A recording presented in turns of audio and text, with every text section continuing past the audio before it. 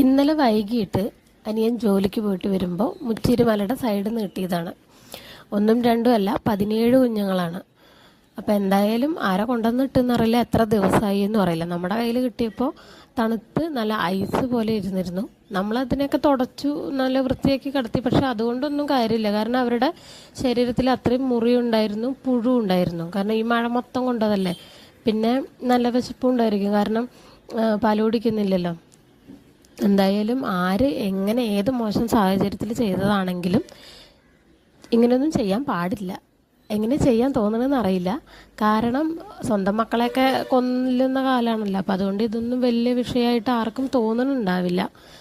എന്തായാലും നമ്മുടെ യൂട്യൂബർ പാലക്കാടൻ ചങ്ങാതി, അദ്ദേഹത്തിനെ പോലെയുള്ള ദിനേശേട്ടനെ പോലെയുള്ള നല്ല മനുഷ്യരൊക്കെ ഉള്ളത് കൊണ്ട് അവർ നരകിക്കാതെ അവരുടെ ഷെൽട്ടറിൽ എത്തിയിട്ടുണ്ട്. നമ്മൾ അവർ